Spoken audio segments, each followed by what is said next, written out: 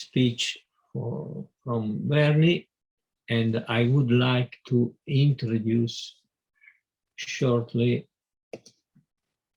the Bernie Krause profile for all people. I share my screen.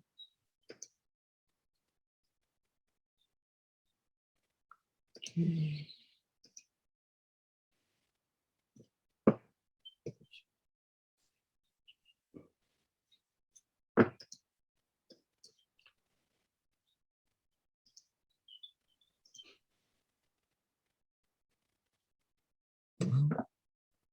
So I think that Bernie Krause has no necessity to be presented. But anyway, since 68, Bernie Krause has traveled the world recording the quality soundscapes of marine and terrestrial habitats. Working at the research site of Jane Goddard, Birute Galdikas, and Diane Fossey, he identified the concept of the acoustic niche hypothesis and later biophony. With Stuart Gage, the term geophony and anthropophony were added to round out the soundscape acoustic sources. Krause is also a founder of the eco-discipline soundscape ecology, then transformed in ecoacoustics, of course.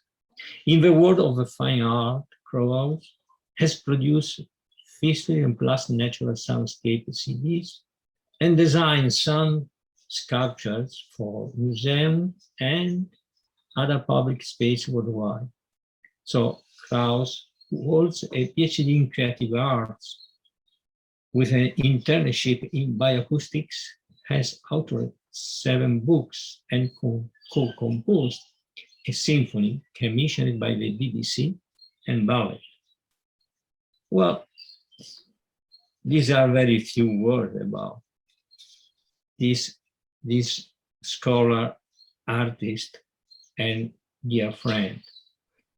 And in this speech that has been recorded, he will consider the future belongs to those who can hear it coming, a paraphrase of Dead Bone aphorism.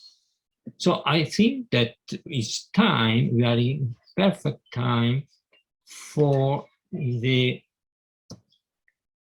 Bernie presentation, and I will broadcast the sound, and I try to synchronize the test.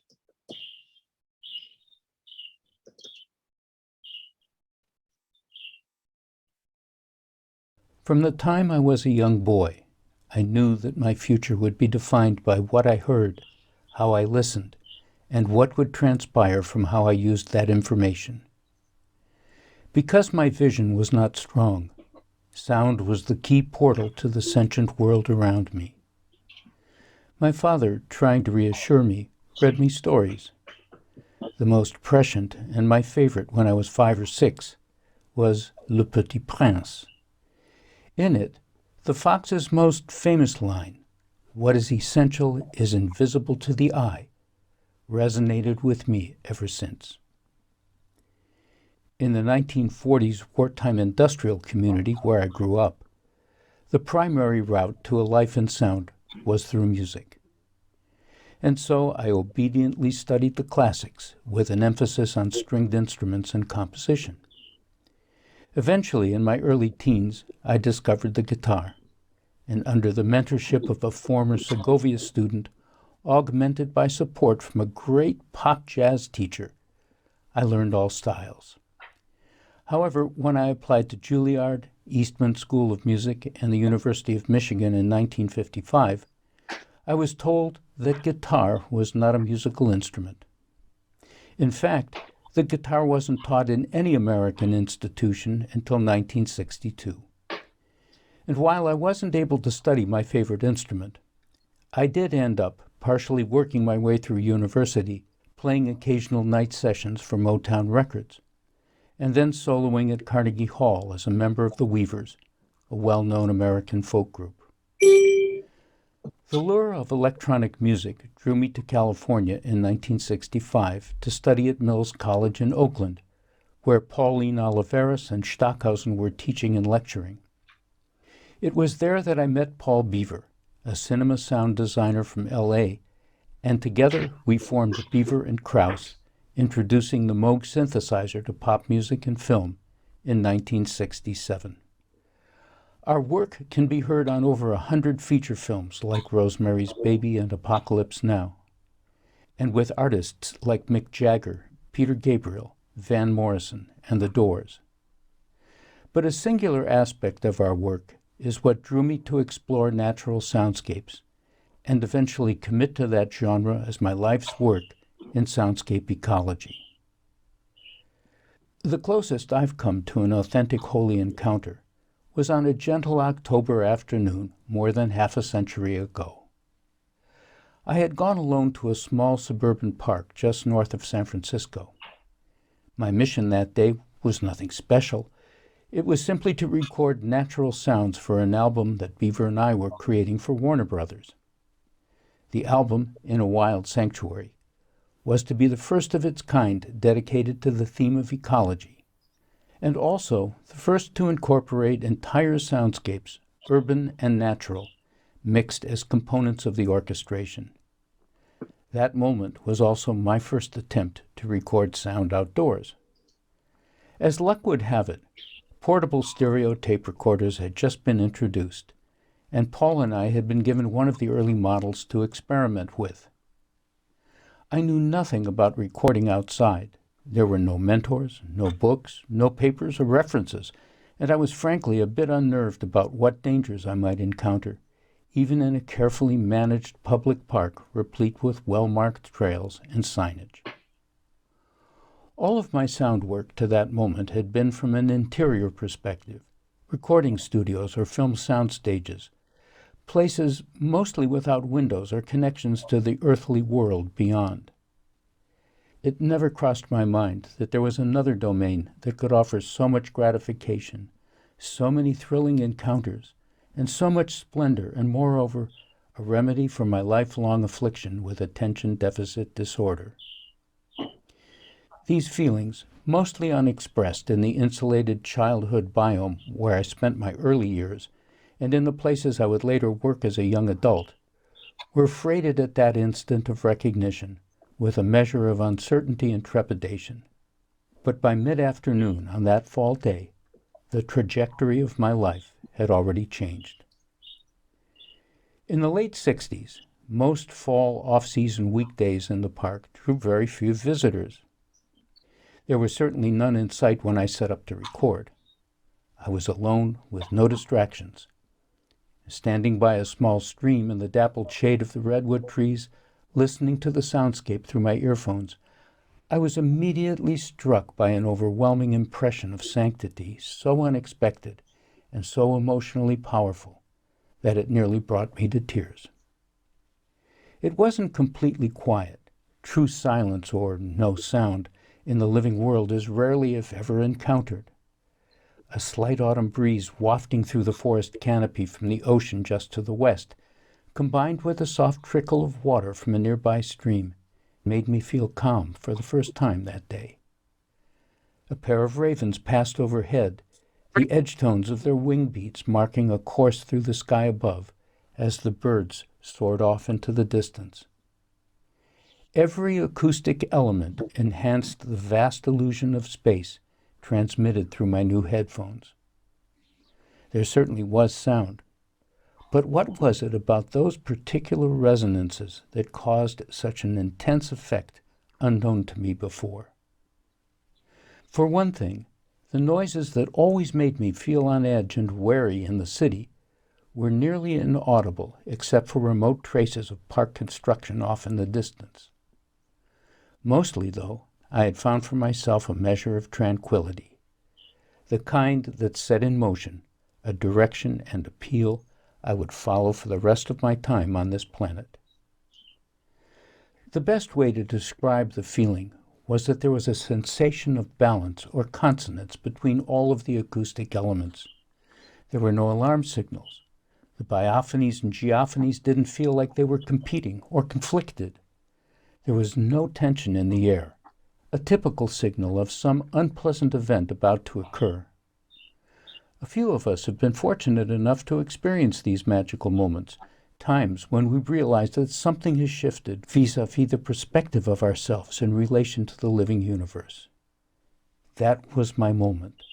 At that spot, in that time, I decided to find a way to record natural soundscapes as the principal focus of whatever life I had left. The journey has not been without dismissal. When I first introduced spectrograms and described the niche hypothesis as a measure of habitat health to the head of the California Academy of Sciences Birds and Mammals Department in 1983, I was told to focus on single species, and that other than individual bird vocalizations, there was no useful information to be read from a spectrogram detail. To be fair, the images were very primitive then. And when Stuart Gage and I tried to introduce the concept of biophony to the National Park Service at a soundscape meeting in Fort Collins in the early 2000s, we were told by the head of park research that we couldn't introduce a new word to science. In fact, two conservative lawmakers from the U.S. House of Representatives threatened to defund the National Park Service Natural Soundscape Program in 2004 if the park administration didn't remove the term soundscape. They claimed that the term was too radical. The Park Service was forced to change the name of the division to the Natural Sounds Program, a division of the NPS that still exists today.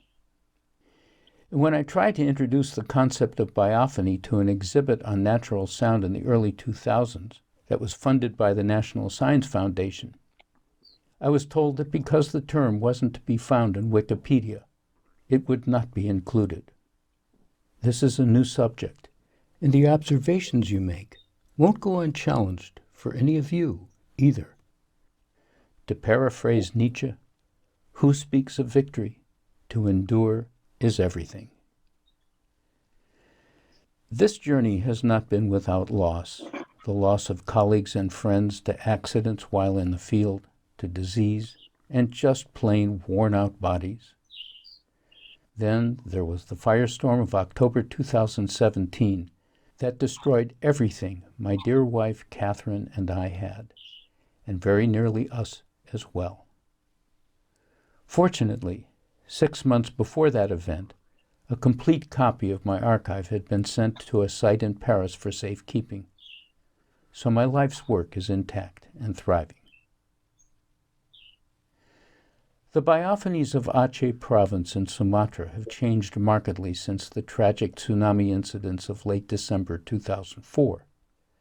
The soundscape is now much more subdued, whether by changes within the landscape or because many of the animals have fled elsewhere. Possibly it's a combination of both issues. Humans, needing fuel to cook with and wood to build their dwellings, have tapped into forest resources accessible to them for those essentials. The population needs wood, but they also rely on the sounds of the forest. It's a dilemma that has no easy resolution. I glance sadly at the pre-fire pictures of the DAT tapes marked Sumatra, sitting on a shelf in my old lab, and wonder if a long silent period will finally descend there, just as it has in so many other locations that I've recorded. I do not handle these moments very well, and I know that I'm not the only one concerned. Elders in the YM tribe tell of a time that they fished all year long at Celilo Falls, a little Native American community west of the Columbia River's midway point. Each season provided lots of fish, including Chinook salmon, bluebacks, steelhead, and coho. And when the catch was good, members could harvest a ton of fish a day, soon having enough to supply close and extended family all that was needed for a year with little more than the cost of a couple of balls of twine. In recent history, a major event took place along the Columbia River in the Pacific Northwest. It went totally unnoticed by most of the media, but it profoundly affected those who lived in the region for thousands of years. On the morning of March 10, 1957, the Army Corps of Engineers ordered the massive steel gates of the newly built Dalles Dam shut tight. This action strangled the natural downstream flow of the river. As the elders stood on the riverbank astonished, a way of life that had sustained them for centuries disappeared in less than a day. It all happened very quickly. 6 hours later and 13 kilometers upstream, the sacred falls of the Wyam were completely submerged. That day, there wasn't a dry eye on the banks of the Celilo, that tiny village on the river's edge. The elders were not weeping for the loss of salmon. They wept because the river no longer lent its wise voice to the community. The submerged Celilo Falls were dead silent. Members report that with the loss of their natural music, the tribe was plunged into a deeper collective despair than at any time since the first contact with whites. April 1st, 2020, Sonoma, California. After 3 weeks of COVID shutdown and almost no automobile traffic, the clear-aired view from the hillside on which our post-fire temporary living space is located extends for 65 kilometers. It is so clear that we can see the detail in the high-rise buildings of downtown San Francisco that project above the horizon to our south. Our little valley is quiet now, and we hear birds and insects during times that were not previously audible. April 13th, 2020. Catherine and I stepped outside to catch a breath of fresh air and drink our morning coffee. Already, the bright blue skies are cross-stitched with the contrails of jet aircraft. 2 weeks ago, at the beginning of the lockdown, that view was completely clear. April 15th, 2020. The dawn chorus at nearby Sugarloaf Ridge State Park is spectacular today. But something's changed. The usual mix of birdsong present for nearly a decade beginning in the early 1990s is gone. It's been replaced with a new chorus of singers that have recently appeared. It's not just the virus. It's probably also due to the fact that we're 9 years into an historic drought that brought with it massive fires. The burns so intense that they wiped out whole communities, including this one, for the second time in 3 years. Spring now begins 2 weeks earlier than it did in any year of the 1990 decade. With the shifting migration patterns, I don't recognize the soundscape any longer. Everything is so different. And it sets me on edge to hear the scale of the transformation. May 12th, 2020. It's way too early. The government, under pressure from industry, has begun to open up California for business. Automobile traffic has increased, and I hear the persistent whoosh of human mobility drowning out the full-throated song of a mockingbird perched at the apex of a lodgepole pine nearby. Downtown San Francisco is no longer visible from our hillside, the view gone in just a few days as we find ourselves slouching toward normal. The confusing, passive-aggressive acoustic environment created by TV news is mostly noise, self-justifying and incomprehensible. I turn to it tentatively after a 3-year hiatus, only to find that it still gives nothing of value but a headache and indigestion. Because of the ways in which the cable and regular networks frame their presentations, mostly as carriers for elder-related medicinal ads, the few minutes of compressed information that we do get tend to be more confusing than informative or helpful. Nevertheless, I keep hoping that if we can only discern tiny grains of truth, we might learn how to transform them into useful templates. We just have to remember that facts are not truth. The truth comes from what we do with facts. And except for an occasional movie, our TV is silent once again. People are dying and all you can talk about is money. How dare you, warned Greta Thunberg during her impassioned UN Climate Summit presentation in September of 2019. Like Ms. Thunberg, most climate-literate people realize that every financial model depends ultimately on access to natural resources. And unless we stop and reconsider the consequences of plundering those finite repositories, we will, if we haven't already, find ourselves beyond a point of no return, where key reserves have been depleted beyond any chance of restoration.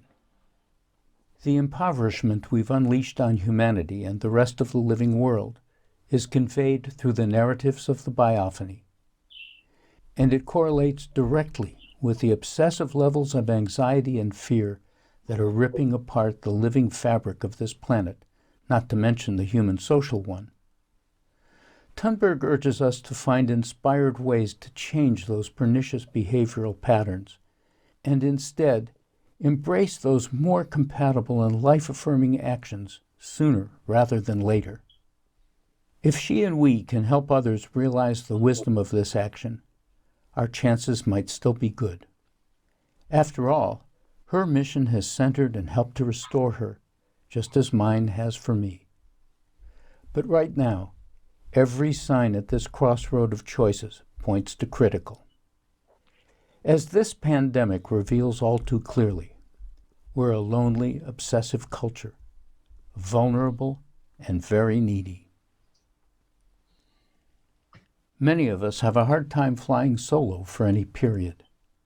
Luckily, I've found comfort in solitude because of the nature of my work and because my form of attention deficit disorder keeps me fixed on one goal at a time.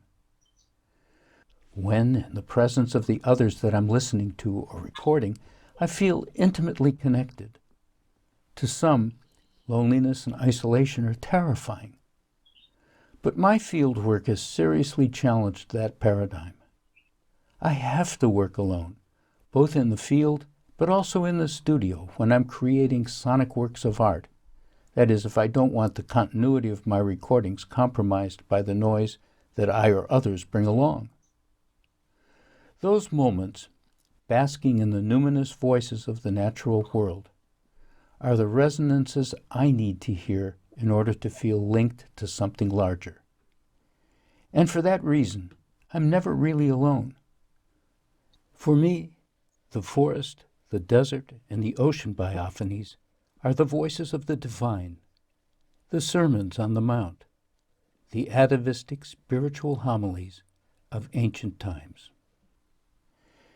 As the late naturalist and author Paul Shepard suggested, it's a spot in the Pleistocene from which we've never departed. Natural mimics, we learned the roots of our music, language, and movement from the creature voices of the natural world. The first time I became aware of that notion occurred on a cold fall morning many years ago. While working with the Nez Perce Native Americans, an elder took me to a sacred tribal spot in northeastern Oregon, where I was encouraged to sit by the side of a stream and listen to what the sounds of the forest revealed. For a long time I remained still, and I heard nothing. Then, as an early morning wind began to blow down the length of the canyon, I heard what seemed like a giant pipe organ, but had no idea what caused it. Angus Wilson, the tribal elder and our guide, pointed out that certain reeds by the stream's edge had been broken at different lengths by the force of the wind, and were consequently whistling at different pitches, excited into resonance by the breeze itself. Beckoning me to the water's edge, he leaned over and cut a length of reed with his knife, notched and drilled a few holes in the stalk, and began to play. After performing a few short melody lines, he paused and said, "That's how we received our music, and that's how you got yours, too." These moments have influenced us in profound ways. And when you become familiar and comfortable with them, they'll tend to burrow deep in your soul. It bears repeating that elements of these biophonies that engage us may even be rooted in our DNA. To our unfortunate loss, though, the acoustic impressions that now dominate are largely comprised of noise, elements we try to overcome with yet more competing noise, some of it framed as sound art. We need to take care in our constant struggle to separate noise from useful signal, lest we misread important information that comes our way. It's evident in many forms. For example, the ways in which we hear the messages of those we disagree with as useless sound are often echoed back to us as mockery or disdain. What do we signify that inspires that reaction? And how can we change that model? The narrative that signals physical and emotional states of a wild habitat is expressed eloquently through the voice of the natural world, its biophony. And when I'm a bit under the weather, as with a cold, that disorder shows in my voice. It's the same with the collective voices of the wild. Affect a thriving habitat of living organisms by resource extraction, pollution, noise, or land transformation, and you'll clearly know by its sound how radically we've altered it. More often than not, these days, our behavior and the critter responses are not positive. Only we can alleviate that problem. Every path to the remedies achieved through tranquility is up to us, and only we can harness the resources and the will to ensure the necessary restorative action.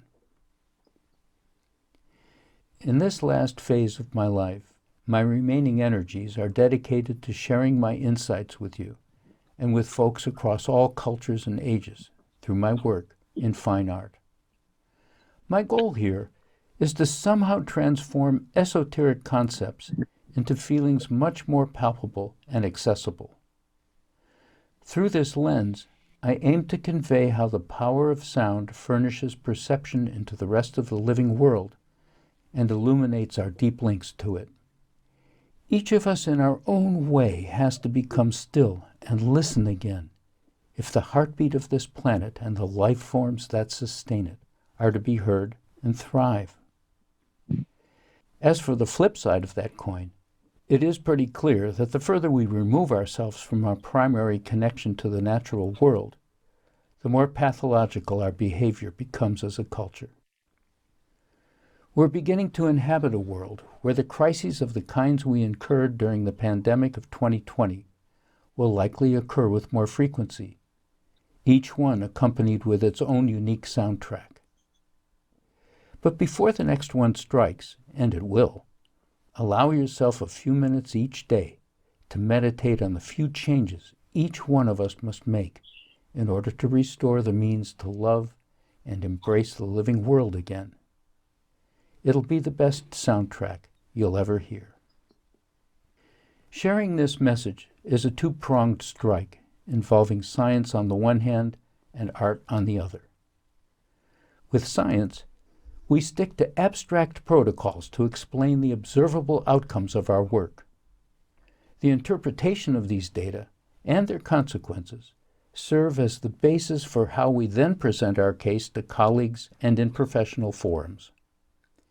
In the arts, however, we focus on the emotional impact of the subject, while at the same time maintaining the integrity of the topic. From my own perspective and my own large-scale works, I show how the power of sound illustrates what occurs in an abruptly changing ecosphere. All of the proofs are there, just in a different form not often considered before. My idea of art is to create performances of wonder I most want others to hear and see manifest in this world. My new book, to be published this coming fall by Hachette, is titled The Power of Tranquility in a Very Noisy World. See?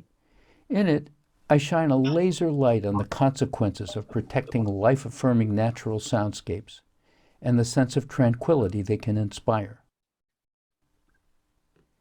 People often ask me, if I want a more tranquil life, what can I do? Well, the path to tranquility lies not in what we do. It's what we choose not to do. The paraphrase of David Bowie's aphorism, "The future belongs to those who can hear it coming," spots a momentary position on our journey through the firmament. Meanwhile, back on Earth, amidst all the noise and fierce ambition, what remains to be heard? The wolf's howl, the blissful voice of 10,000 birds singing up the sun? And where are the frogs and insects that signify a midsummer's night? A whale song in an open ocean, the anxious declaration of an ant? A virus liberating itself from a tiny cell? No, it isn't music, the self-referential echo of our own limitations, that restores us. It's a lone cricket awaiting an answer, and our readiness to overhear the implications. Even with eyes wide open, what is essential must first be heard. Jose Emilio Pacheco is right.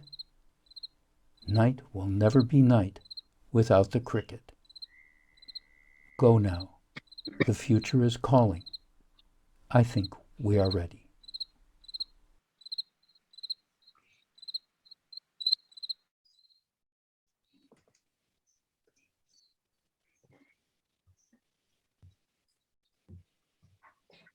I have no words for this presentation, but it's fantastic presentation. Thank you, Almo.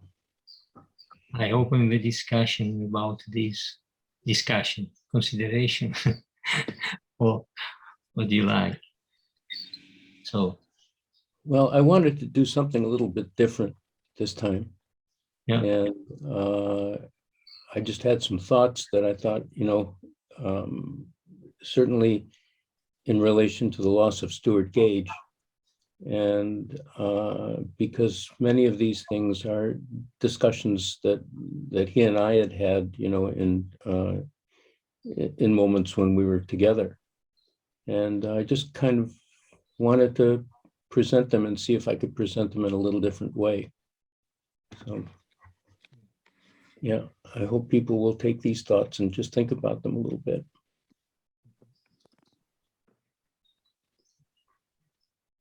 I try to organize everything.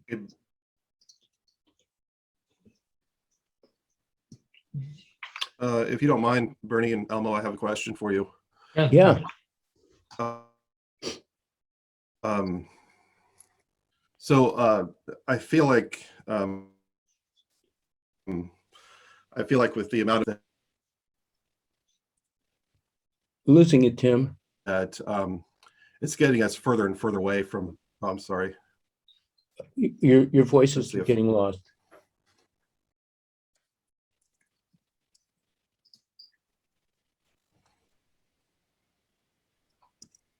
You there? Okay. Can you hear me okay now? Yeah. You can hear me okay? Yes, you're breaking up a little though, but we're hearing you. Just 1 second. Okay, I waiting may need for. to close some programs here. Okay.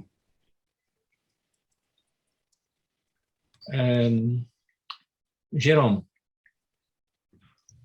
Jérôme? Yes. Okay. Hello. Hello, Bernie. Thank you very much. I just would like to thank you because I think it was a fantastic time where we could take the time to listen actually without images, which is a good point. And I know, Bernie, that you want us to listen to your sounds without any visual stimuli.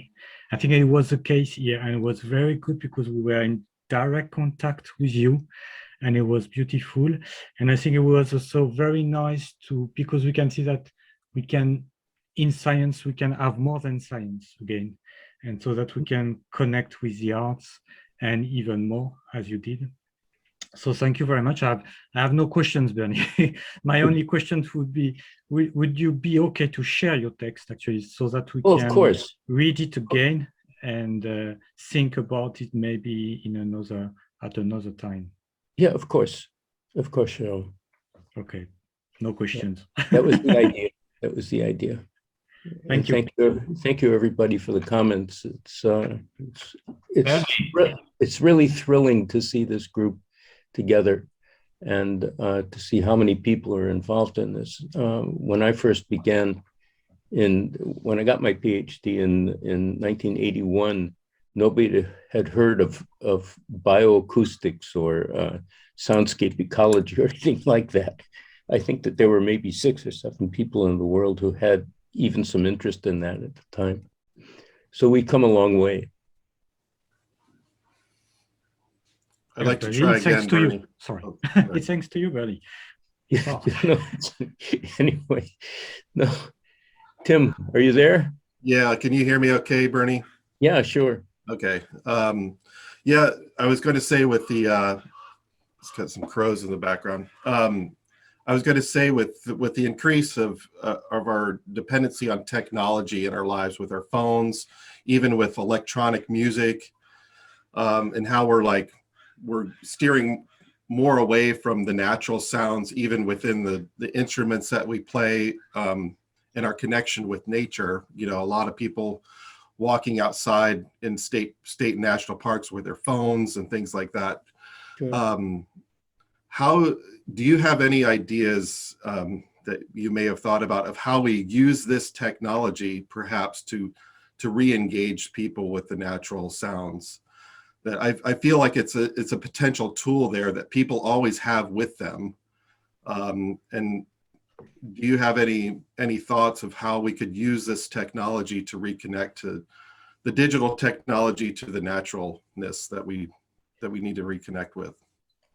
Well, we're certainly working on it, and there are a number of people in this group, like David Menaki and others, who are trying to transform this material into works of fine art, which was part of the issue of my talk. I think it's really important, you know, if we write a paper and get it published, that's a scientific paper, you know, maybe half a dozen or a dozen people will read it, maybe 1,000 people will read it. But when we do work installations of fine art that draw people's attention to the actual field itself of sound and how wonderful and powerful sound can be if it's presented right, like the work that David is doing, and certainly some of the installations that I'm working on right now at the Fondation Cartier in Paris, which Jérôme and Alma know about. These things can really engage people in large numbers. Certainly, since I installed the piece in Paris with the Cartier group, I think in 5 installations, over 1 million people have seen this work in different cultures, in Shanghai, in Seoul, South Korea, in Milano, in Paris, and in London. And it's going to open here finally for the first time. The US is going to actually do a presentation here in November at the Peabody Museum in Salem, Massachusetts, just north of Boston.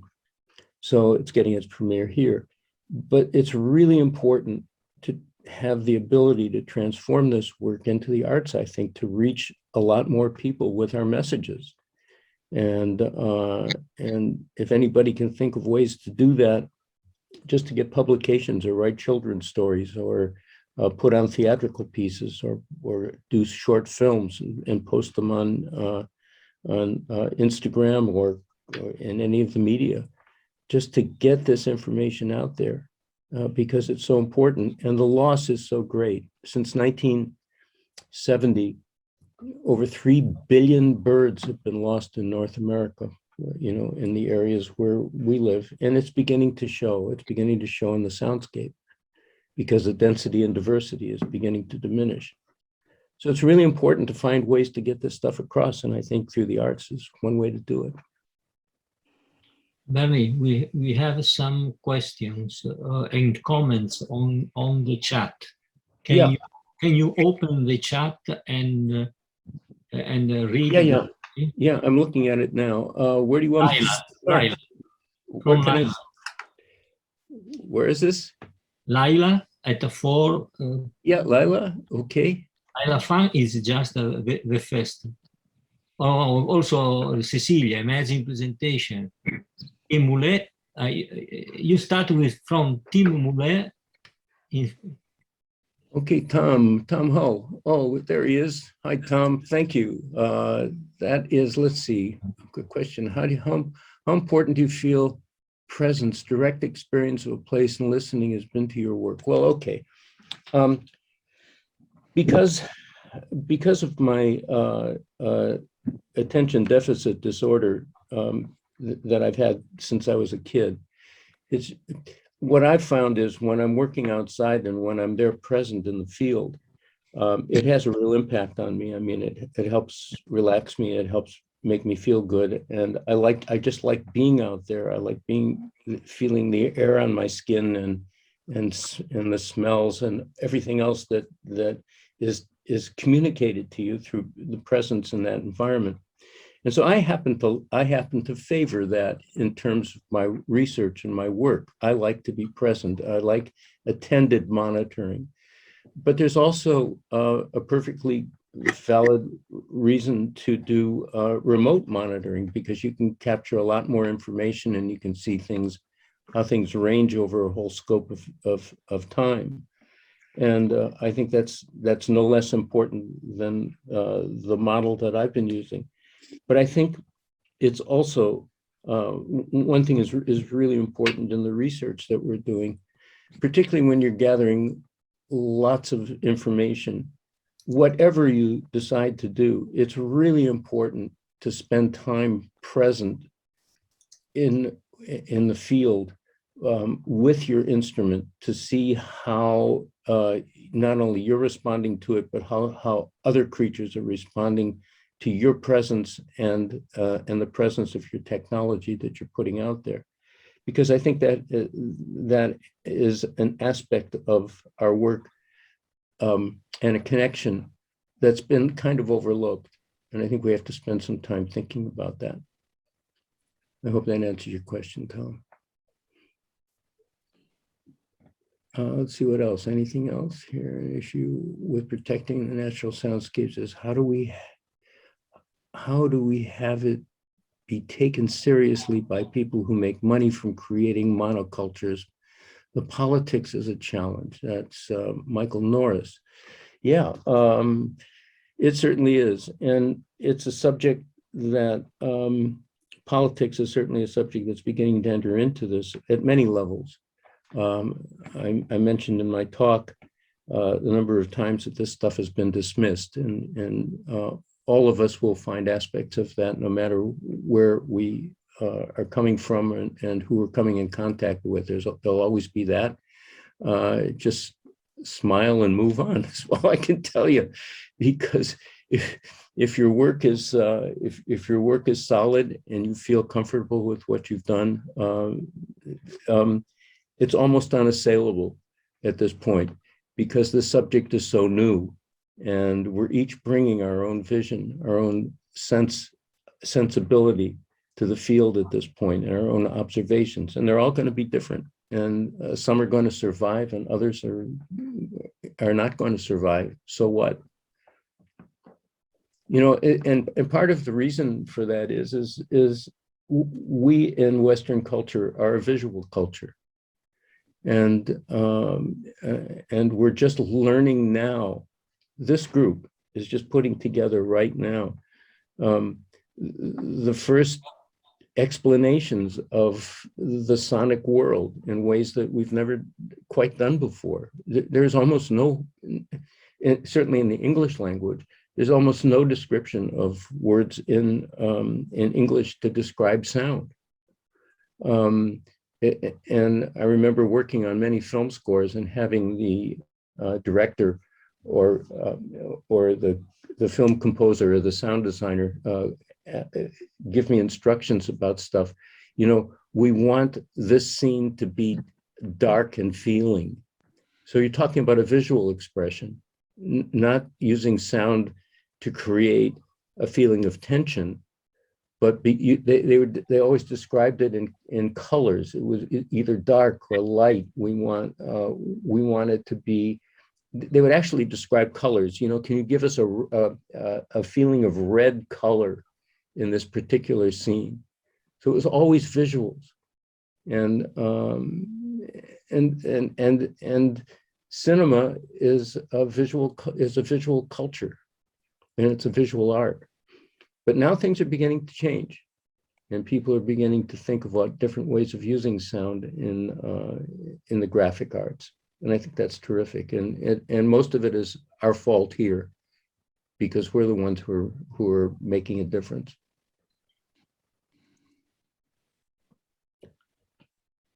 Jerome, you have also another question? Because yes, maybe if I can. Bernie, may I suggest you a kind of imagination exercise? You often refer to this turning point in your life when we were asked actually to go to the forest and to record at the Beaver Time, and that it changed your life. Do you think that you would have met nature sounds at another occasion if this would not have happened, or was it really this point in your life that changed everything? Yeah, I have no idea what would have happened later. All I know is that every experience I had after that in the wild, Jerome, reinforced the initial experience. But so it might have happened there, but I don't know that I would have been drawn there. Because one of the things that happened after that first experience was, first of all, I grew up in a family in the American Midwest that was terrified of animals. My family was just, I mean, we never had a dog or a cat. And I'm guessing that they probably wouldn't have survived if we did. But so when I first went out into the field, I was terrified. And I had to get over that fear. And one of the reasons I got into this is because I wanted to overcome that fear. I didn't want to be afraid of anything. And so I went further and further afield as time went by. And finally, it was so fascinating to me and so wondrous, the expressions and the soundscapes and the feeling of just being out there with the living world, which was very different from the cultural world that I grew up in, you know, with all of its expectations and stuff. I mean, it just kept revealing itself as being important in my life. So I just kept doing it. Thank you. So the lesson is that we should do sometimes things that we don't want to do. Yeah. Yeah. I think so. Anybody else? Yeah, somebody's saying forest bathing. Yeah, Shinrin-yoku, which is the Japanese forest bathing technique that started in the late 1980s, is really important. A lot of people are doing that for therapy now, and it's a big deal in Japan. So getting out into the forest, if there's any forest left, is really important.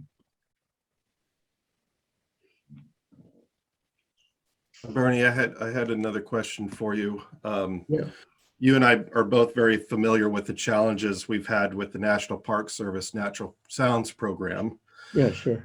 However, I wanted to bring to your attention, I'm not sure if you knew this, but the U.S. Forest Service was also in the Pacific Northwest creating its own sound program.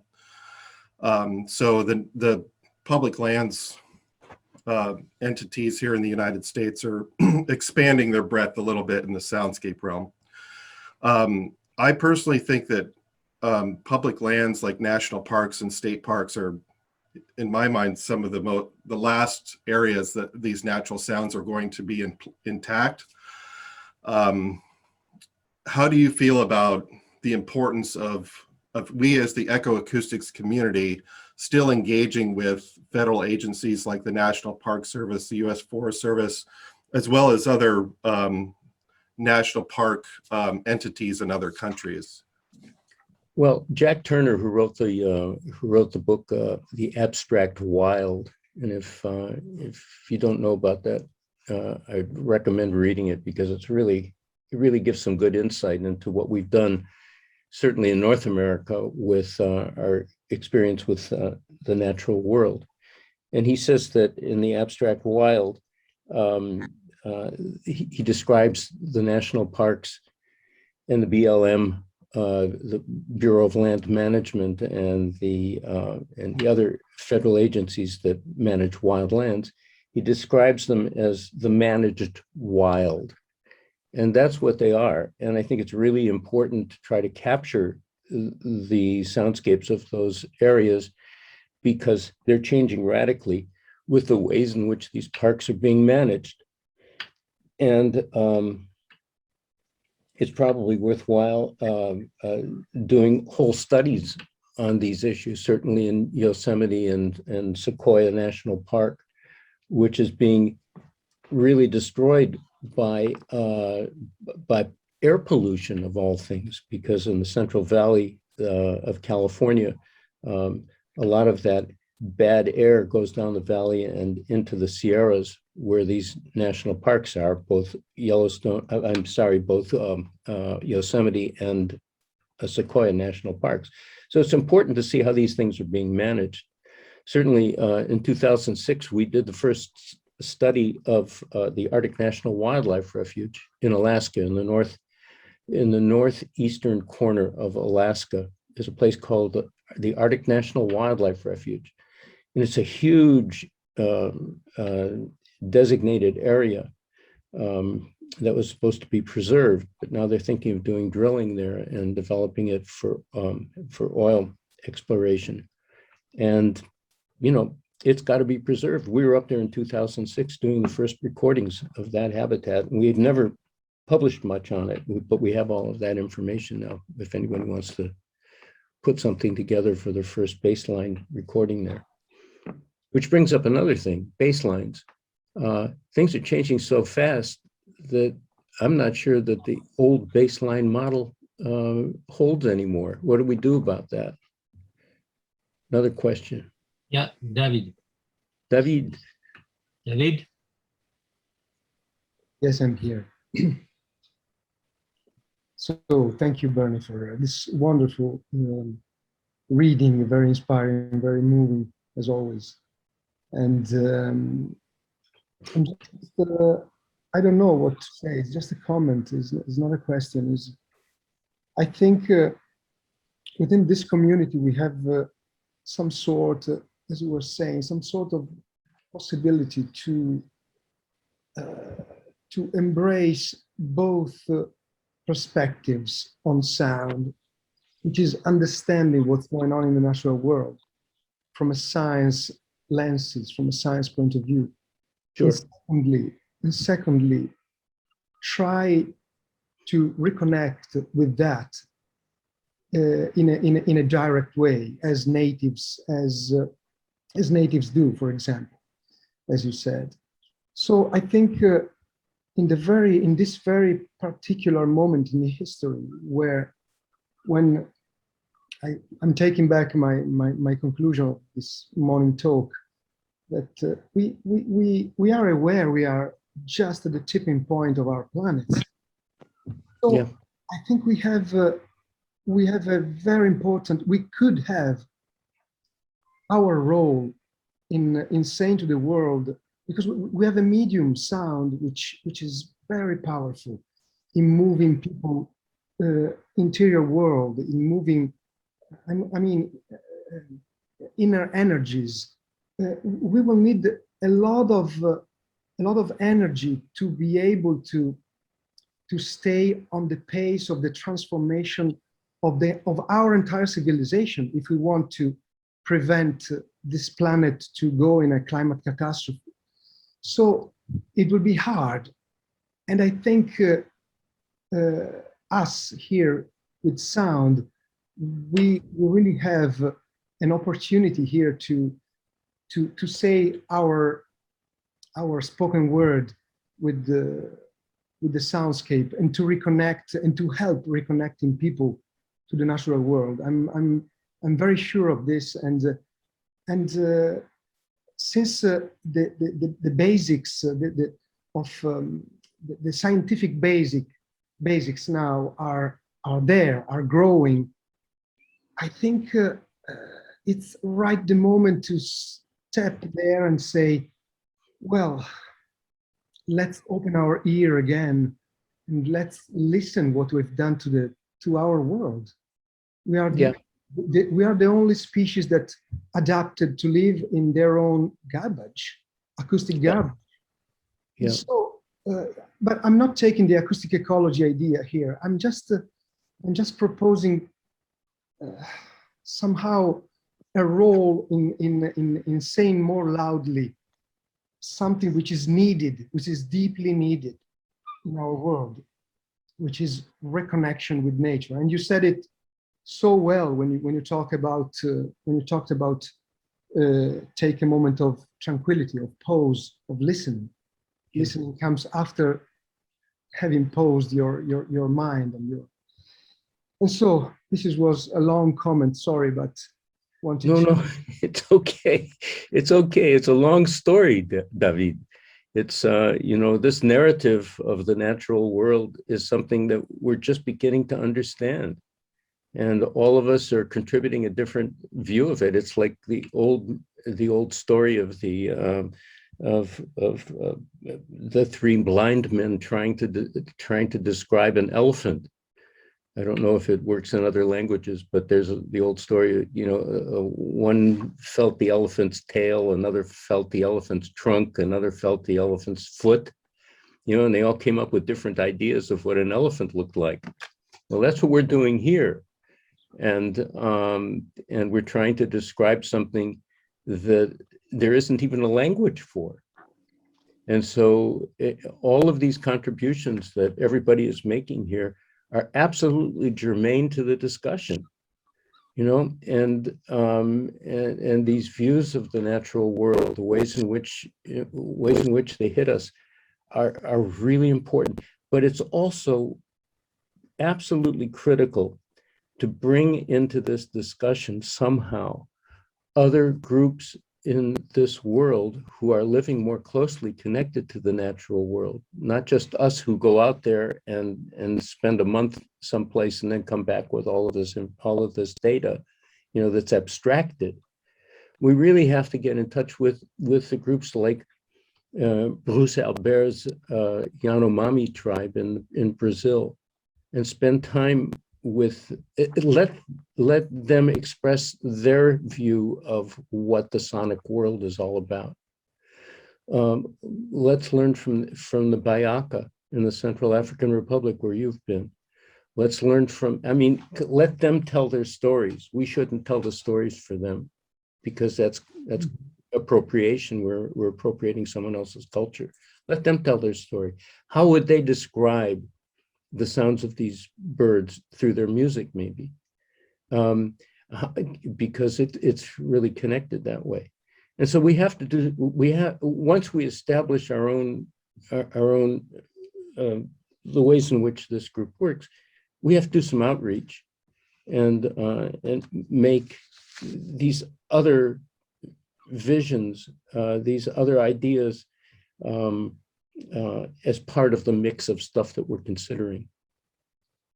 They're all brothers and sisters to us. We got to bring our family together here, and this gives us a chance to do it.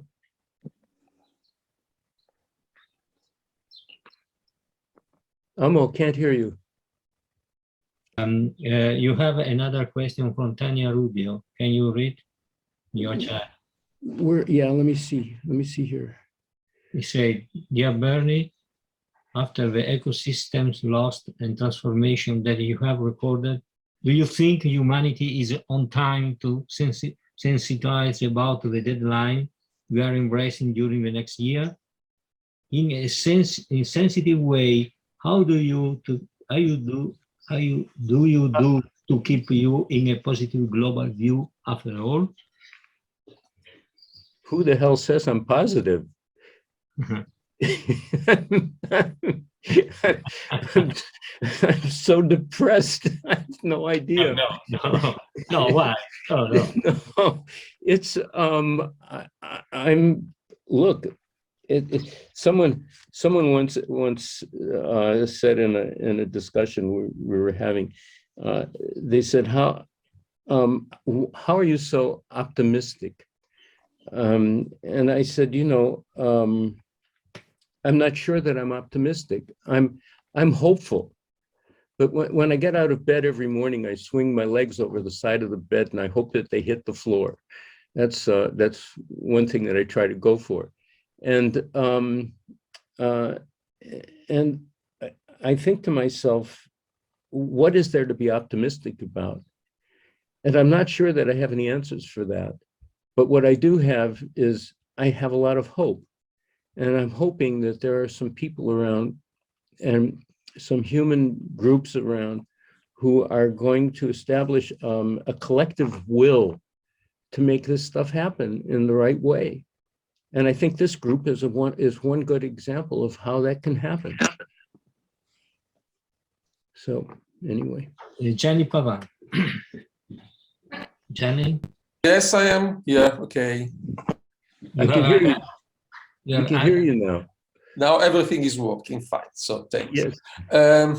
So I would say that the environmental problems are the main problems humanity has today. Everything else is much less important than thinking at nature and at our future in the biosphere. And I think that our research can contribute not only to management, but also to education and to the transmission of awareness about our emotional relationships with nature, but also to make people feel and understand how much we are depending from nature, not only for our awareness, but in just a romantic view, but mainly because we need to understand that we need a good environment, and we can judge and appreciate a good environment also through sounds, not only just through the sight of this landscape. So we need to preserve the landscapes, we need to preserve the soundscapes, to preserve the whole biosphere, and at the end, to preserve our life. So that's why I turned a bit my line of research, and I am mostly greatly involved in education. So I began again to teach ecology and applied ecology to young generations, to teach them how to appreciate nature. Mm-hmm. Because what we miss is the awareness of the link we need to have with nature. Yes, I agree. I agree with that, Gianni. I can't, I can't emphasize how important that is. So the role we need, we must have is not just research, but we need to educate people and to prepare the new generation of people to manage our world. That's why it's important to not only publish the papers that we're publishing, but to take that data and to transform it into works of art. Exactly. Because that's the only way we're going to reach people. See, when you do it through the arts, it's unassailable. I mean, you can say I like it or I don't like it, but it's unassailable when you do it through the arts if it's done well. So that's important to keep in mind. Okay. Anybody else? Excuse me. So definitively, it emerged also from this discussion that our scientific community is a community much better integrated than other communities in the humanities. And I think so. Yeah. yes, I think that there is a, I have an example. I contributed. I was many years ago involved in landscape ecology discipline development from 84, 85. And there was a big debate, a conflict of competencies between ecologists, biologists, architects, designer, artists, and every groups were had the will to chair, to dominate, to impose the individual and disciplinary view. Mhm. I think that in our case, it's in my impression, there are scientists are extremely open-minded to understanding that sound is not simply a matter to be measured, but is a matter to be appreciated and a matter that is useful for each of us. I remember a few minutes ago the comments from Jerome. Jerome is, excuse me, Jerome, but you are really quantitative scientist, rigorous, but you have a strong feeling toward the values that sounds have for people. And I think that this is a common feeling among us, and we have no discussion about what is the best or what is the best theory to explain someone. Each of us is approaching sound with the personal tool, the personal sensitivity, and we are aware that sound is a common capital, a common entity, capital, is a common entity that can be approached in everywhere, but it remains one of the main sources for humanities and for animal also. So, yeah, absolutely. I think that is maybe a very generalist presentation, but it is not true. I think that everyone in this community probably believe that sound is a magic entity that can be studied, can be measured, can be appreciated in a different, like a kaleidoscope, in different perspectives, and remain sound, remain vibration, remain part of evolution. Is the bed in which the background in which animal, plants, humanities have evolved, Yeah, and maintain a strong heritage. yeah, Okay. but keep in mind, Almo, that it's the voice of the living world. Yes. These soundscapes are the voice of the living world, and every sound that we put into this I don't know, this theater is an expression of how we're treating that world. And so we have to be really careful, and we have to learn to listen again, because I think one of the things about the COVID epidemic was everything stopped and people began to listen. I got this note from my editor in New York who lives in Brooklyn. And he said that he was having coffee on the fire escape outside his window one morning, and he actually heard birds in Brooklyn and outside of New York. For the first time in his life, he actually heard birds singing. And he hadn't heard that before because of all the traffic noise and the airplanes and everything else that was coming over his house. So I think that's really important. I think we're doing something that's really at the cutting edge of understanding an aspect of the natural world that hasn't been explored before. That's why this is so exciting to me. Okay. You have just a comment, Ellie, Infeder? Yes, if you don't mind, I just wanted to answer to what was Bernie Krause was talking about when he talked about what happened with COVID-19, and everybody, you know, went inside and we rediscovered some sounds from nature.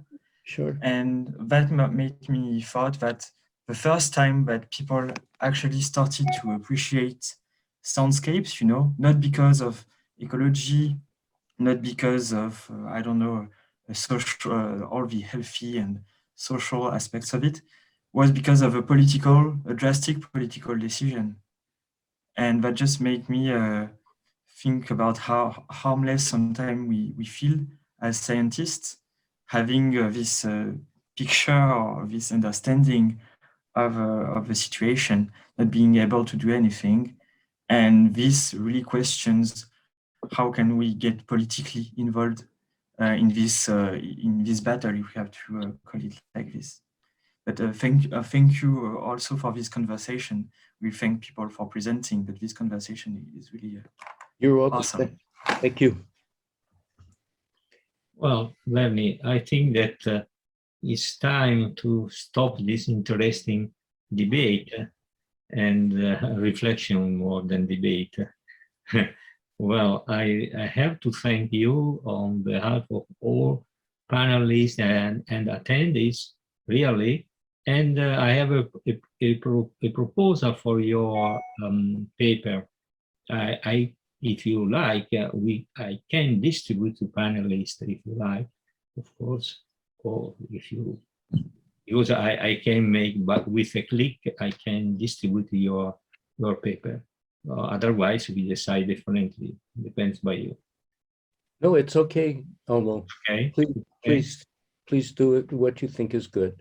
Or we are waiting for time for some proofs in order to increase, to ameliorate some typeset, small error, or what you like.